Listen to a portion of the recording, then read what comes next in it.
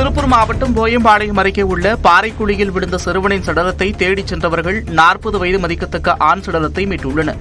திங்கட்கிழமை மாலை குருவாயூரப்பன் நகர் பகுதியில் பாறைக்குழியில் சிறுவன் சடலமாக கிடப்பதாக காவல்துறை மற்றும் தீயணைப்பு வீரர்களுக்கு தகவல் அளிக்கப்பட்டது. இதனையடுத்து விரைந்து வந்த வீரர்கள் தேடுதல் வேட்டையில் ஈடுபட்டபோது ஆண் சடலத்தை மீட்டுள்ளனர். அடையாளம் தெரியாத இந்த நபர் மதுபோதையில் பாறைக்குழியில் விழுந்திருக்கலாம் என்று கருதப்படுகிறது.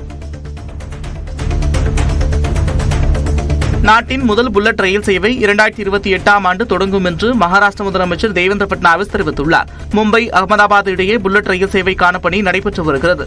ஜப்பானுடன் இணைந்து 1,27,000 கோடி ரூபாய் செலவில் இந்த பணிகள் நடந்து வருகின்றன. இந்த பணிகள் விறுவிறுப்பாக நடந்து வருவதாகவும் 3 ஆண்டுகளில் சேவை தொடங்கப்படும் என்றும் தெரிவித்துள்ளார். சித்திரை முழு நிலவு திருவிழாவுக்காக தேனி மாவட்டம் கூடலூர் அருகே பளியங்குடியில் உள்ள கண்ணகி கோவிலில் கொடியேற்ற வனத்துறை அனுமதி மறுத்ததால் அறக்கட்டளை அலுவலகத்தில் கொடியேற்றப்பட்டது. மங்களதேவி கண்ணகி கோவிலில் சித்ரா பௌர்ணமி தினமான மே 12ஆம் தேதி சித்திரை முழு நிலவு திருவிழா கொண்டாடப்பட உள்ளது. இதற்காக கொடியேற்றத்திற்காக வந்தவர்களை வனத்துறையினர் தடுத்து நிறுத்தினர். இதனையடுத்து கண்ணகி அறக்கட்டளை வளாகத்தில் மூங்கில் மரத்திற்கு பூஜை செய்து கொடியேற்றப்பட்டது. வேலூர் மாவட்டம் காட்பாடியில் அரசின் கல்லூரி கனவு திட்டத்தின்படி பொதுத் தேர்வு எழுதியுள்ள பள்ளி மாணவர்களுக்கு உயர்கல்வி வழிகாட்டி நிகழ்ச்சி நடைபெற்றது. மாவட்ட ஆட்சியர் சுப்புலட்சுமி தலைமையில் நடந்த நிகழ்ச்சியில் பல்துறை வல்லுநர்கள் பங்கேற்று பல்வேறு துறைகள் குறித்து மாணவர்களுக்கு ஆலோசனை வழங்கினர். கல்வி ஆலோசகர் ஜெயபிரகாஷ் காந்தி பேசும்போது AI தொழில்நுட்பத்தை கற்றுக்கொள்வதை விட அறிந்து கொள்வது அவசியம் என்றும் தெரிவித்தார். திண்டுக்கல் மாவட்டம் நத்தம் அருகே பட்டா மாறுதலுக்கு விவசாயியிடம் 2500 ரூபாய் லஞ்சம் வாங்கிய கிராம நிர்வாக அலுவலர் கைது செய்யப்பட்டார். பண்ணப்பட்டியைச் சேர்ந்த மகேஸ்வரன் பட்டா மாறுதல் செய்வதற்காக கடந்த சில நாட்களுக்கு முன்பு ஆன்லைனில் பதிவு செய்ததுடன் சிலுவத்தூர் கிராம நிர்வாக அலுவலர் முகமது ஜக்காரியாவை அணுகியுள்ளார். அப்போது அவர் 3000 ரூபாய் லஞ்சம் கேட்ட நிலையில் மகேஸ்வரன் லஞ்ச ஒழிப்புத்துறையில் புகார் அளித்துள்ளார். பின்னர் அதிகாரிகளின் அறிவுறுத்தல்படி லஞ்ச பணத்தை கொடுத்தபோது முகமது ஜக்காரியாவை லஞ்ச ஒழிப்புத்துறையினர் கையும் களவுமாக கைது செய்தனர். தேனி மாவட்டத்தில் உள்ள ஆறுகளில் நீர்வரத்து குறைந்ததால் குடிநீர் தட்டுப்பாட்டை தவிர்க்க குடிநீர் வடிகால் வாரியம் மற்றும் நீர்வளத்துறை அதிகாரிகள் ஆய்வு செய்தனர். கோடைக்காலம் என்பதால் முல்லைப் பெரியாறு அணையின் நீர்வரத்து குறைந்து அணையிலிருந்து வினாடிக்கு 100 கன அடி நீர் மட்டுமே குடிநீருக்காக திறக்கப்படுகிறது. இதனால் குடிநீர் திட்டங்களுக்கு முழுமையாக தண்ணீர் கிடைப்பதில் சிரமம் நிலவுகிறது. குடிநீர் தட்டுப்பாட்டை தவிர்க்க நீர்வளத்துறை அதிகாரிகளுடன் இணைந்து தமிழ்நாடு குடிநீர் வடிகால் வாரிய அதிகாரிகள் குன்னூர் வைகை ஆற்றில் ஆய்வு செய்தனர்.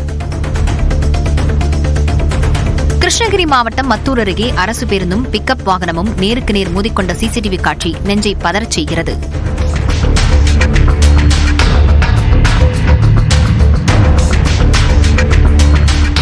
பெங்களூரு திருவண்ணாமலை தேசிய நெடுஞ்சாலையில் கிருஷ்ணகிரியிலிருந்து திருவண்ணாமலை நோக்கிச் சென்ற பிக்கப் வாகனமும் மத்தூரிலிருந்து கிருஷ்ணகிரி சென்ற அரசு பேருந்தும் நேருக்கு நேர் மோதிக்கொண்டன. இந்த விபத்தில் பிக்கப் வாகனத்தை ஓட்டி வந்த கவியரசு பலத்த காயமடைந்தார். பஹல்காம் தாக்குதலில் உயிரிழந்த மகாராஷ்டிரா மாநிலத்தைச் சேர்ந்தவர்களின் குடும்பத்தினருக்கு அரசு வேலை வழங்கப்படும் என அம்மாநில முதலமைச்சர் அறிவித்துள்ளார். மகாராஷ்டிரா முதலமைச்சர் தேவேந்திர பட்னாவிஸ் தலைமையில் அமைச்சரவைக் கூட்டம் நடைபெற்றது.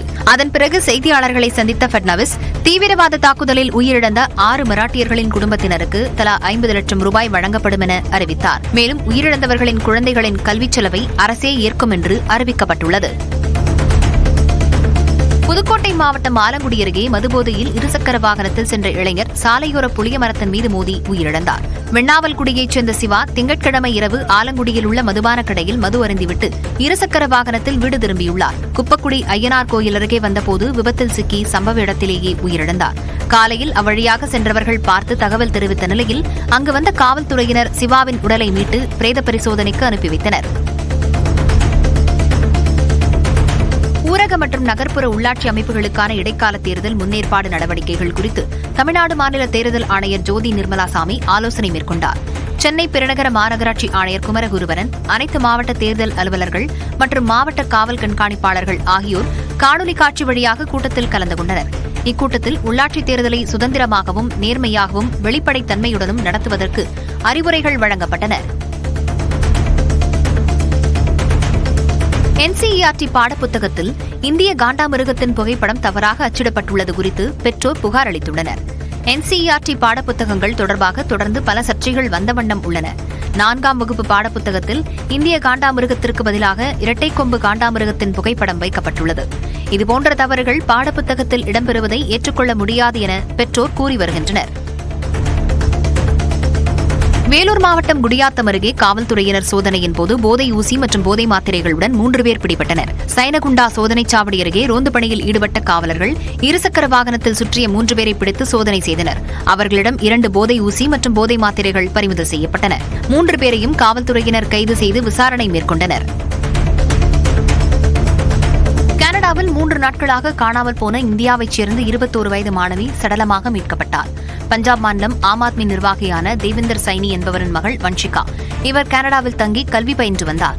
கடந்த 25ஆம் தேதி இரவு முதல் அவர் காணாமல் போன நிலையில் இதுகுறித்து தூதரகத்தில் புகார் அளிக்கப்பட்டது. இந்நிலையில் ஒட்டாவா கடற்கரையில் அந்த மாணவி சடலமாக கண்டெடுக்கப்பட்டார். ஏப்ரல் தொடக்கத்தில் கனடாவில் இந்திய மாணவி சுட்டுக் கொல்லப்பட்ட நிலையில் மேலும் ஒருவர் உயிரிழந்த சம்பவம் அதிர்ச்சியை ஏற்படுத்தியிருக்கிறது.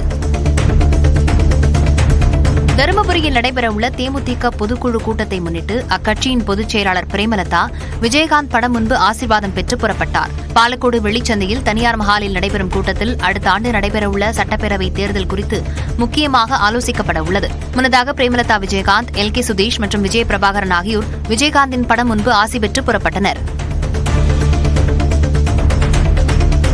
செங்கல்பட்டு மாவட்டம் மதுராந்தகம் அருகே எலப்பாக்கத்தில் உள்ள பாலமுருகன் கோயிலில் சித்திரை கிருத்திகை விழாவையொட்டி பால் காவடி, வேல் காவடி எடுத்து பக்தர்கள் நேர்த்திக்கடன் செலுத்தினர். 65ஆம் ஆண்டு பால்குட சித்திரை விழா சேவல் குடியேற்றத்துடன் தொடங்கி காவடி பூஜை நடைபெற்றது. அதைத் தொடர்ந்து பக்தர்கள் அரோகரா முழக்கத்துடன் காவடி சுமந்து வந்து நேர்த்திக்கடன் செலுத்தினர்.